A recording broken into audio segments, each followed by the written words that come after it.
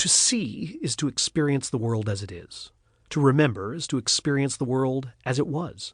But to imagine is to experience the world as it isn't and has never been, but as it might be. The greatest achievement of the human brain is its ability to imagine objects and episodes that don't exist in the realm of the real. And it's this ability that allows us to think about the future. As one philosopher noted, the human brain is an anticipation machine, and making future is the most important thing it does. But what exactly does making future mean? There are at least two ways in which brains might be said to make future, one of which we share with many other animals, the other of which we share with none. All brains, human brains, chimpanzee brains, even regular food-bearing squirrel brains, make predictions about the immediate, local, personal future. They do this by using information about current events, I smell something, and past events, last time I smelled this smell, a big thing tried to eat me, to anticipate the event that's most likely to happen to them next. A big thing is about to... But notice two features of this so-called prediction. First, despite the comic asides, predictions such as these don't require the brain making them to have anything even remotely resembling a conscious thought. Just as an abacus can put 2 and 2 together to produce 4 without having thoughts about arithmetic, so brains can add past to present to make future without ever thinking about any of them. In fact, it doesn't even require a brain to make predictions such as these. With just a little bit of training, the giant sea slug known as Aplasia parvula can learn to predict and avoid an electric shock to its gill, and as anyone with a scalpel can easily demonstrate, sea slugs are inarguably brainless. Computers are also brainless, but they use precisely the same trick the sea slug does when they turn down your credit card because you're trying to buy dinner in Paris after buying lunch in Hoboken.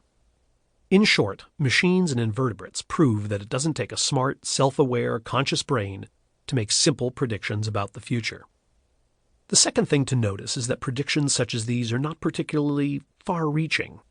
They're not predictions in the same sense that we might predict the annual rate of inflation, the intellectual impact of postmodernism, the heat death of the universe, or Madonna's next hair color. Rather, these are predictions about what will happen in precisely this spot, precisely next to precisely me. And we call them predictions only because there's no better word for them in the English language. But the use of that term, with its inescapable connotations of calculated, thoughtful reflection about events that may occur anywhere to anyone at any time, risks obscuring the fact that brains are continuously making predictions about the immediate, local, personal future of their owners without their owners' awareness. Rather than saying that such brains are predicting, let's say that they're nexting. Yours is nexting right now. For example, at this moment, you may be consciously thinking about the sentence you just read, or about the key ring in your pocket that's jammed uncomfortably against your thigh, or about whether the War of 1812 really deserves its own overture. Whatever you're thinking, your thoughts are surely about something other than the word with which this sentence will end.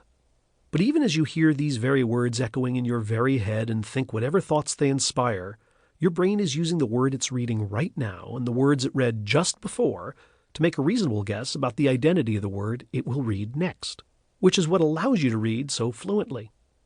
Any brain that's been raised on a steady diet of film noir and cheap detective novels fully expects the word night to follow the phrase, "it was a dark and stormy."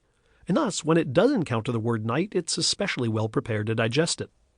As long as your brain's guess about the next word turns out to be right, you cruise along happily left to right, turning black squiggles into ideas, scenes, characters, and concepts, blissfully unaware that your nexting brain is predicting the future of the sentence at a fantastic rate. It's only when your brain predicts badly that you suddenly feel avocado. That is, surprised. See? Now, consider the meaning of that brief moment of surprise. Surprise is an emotion we feel when we encounter the unexpected. For example, 34 acquaintances in paper hats standing in our living room yelling happy birthday as we walk through the front door with a bag of groceries and a full bladder. And thus the occurrence of surprise reveals the nature of our expectations.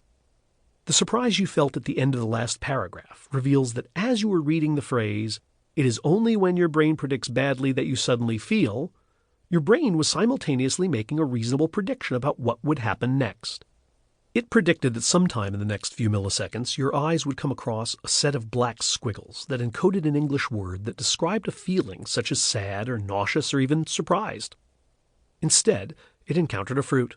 which woke you from your dogmatic slumbers and revealed the nature of your expectations to anyone who was watching. Surprise tells us that we were expecting something other than what we got, even when we didn't know we were expecting anything at all. Because feelings of surprise are generally accompanied by reactions that can be observed and measured, such as eyebrow arching, eye widening, jaw dropping, and noises followed by a series of exclamation marks, psychologists can use surprise to tell them when a brain is nexting. For example, when monkeys see a researcher drop a ball down one of several chutes, they quickly look to the bottom of that chute and wait for the ball to reemerge. When some experimental trickery causes the ball to emerge from a different chute than the one in which it was deposited, the monkeys display surprise, presumably because their brains were nexting. Human babies have similar responses to weird physics. For example, when babies are shown a video of a big red block smashing into a little yellow block, they react with indifference when the little yellow block instantly goes careening off the screen. But when the little yellow block hesitates for just a moment or two before careening away, babies stare like bystanders at a train wreck, as though the delayed careening had violated some prediction made by their nexting brains. Studies such as these tell us that monkey brains know about gravity, for example, objects fall down, not sideways, and that baby human brains know about kinetics. For example, moving objects transfer energy to stationary objects at precisely the moment they contact them and not a few seconds later. But more important, they tell us that monkey brains and baby human brains add what they already know, the past, to what they currently see, the present, to predict what will happen next, the future. When the actual next thing is different from the predicted next thing, monkeys and babies experience surprise.